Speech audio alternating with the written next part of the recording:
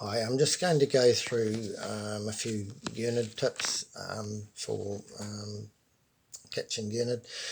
In my reports I often talk about a stray line rig, and I guess some people may wonder just what that is.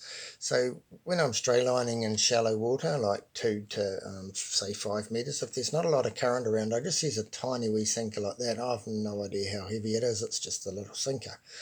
I put a bead on that, both as an attractant. It also acts as a bit of a shock leader, a bit of a shock absorber. If there's if there's a lot of banging and crashing going on, the sinker doesn't smash into the knot at the top of the hook.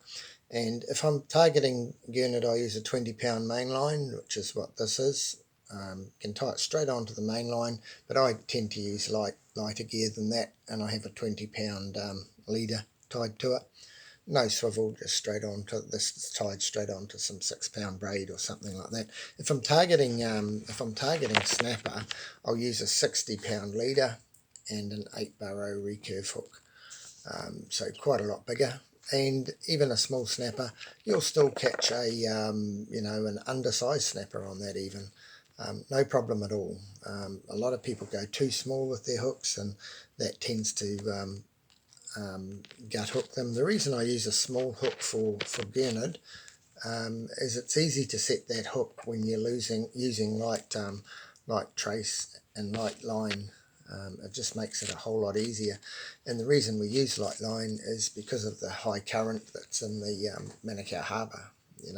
Light gear is so much better, catches less water, easier to feel the bites and all that. So the trick to tying that hook on is it's a recurve hook, and always with a recurve, always put the line in through the gape side. This is a gape in here on the hook, so always put the line through the eye from the gape side of the hook.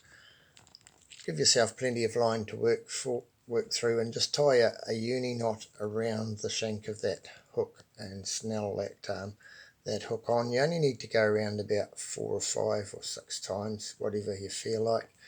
The lighter the line, generally, the more I go around. If it's heavy line, like 60-pound or 80-pound that I might use for snapper, 4 times round is heaps really. It shouldn't come undone if you snug it up tight. You can burn the end of the tag line with a lighter if you feel you need to, but I don't bother with that. So I don't know, I've lost count, but that's a few turns around the shank of that hook. And just draw that up tight, and it should give you a nice tidy knot that will not slip. So I'll try. It's a bit hard to see that, but yeah, it's pretty good knot. A very reliable knot, the uni knot. Trim that tag end right off, otherwise it's just another thing to create a tangle.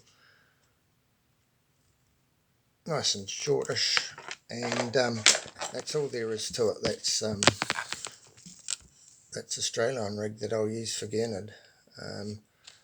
It's quite important that when you put the bait on that you don't fill the gape of the hook up with bait. You just hook it gently through once, and if you hook it through multiple times, the bait will fold over and it'll tend to spin, and you don't want that going on. You want it to sit nice and still on the bottom, because if the bait's acting unnaturally, the little fish will hammer it, but the big fish won't.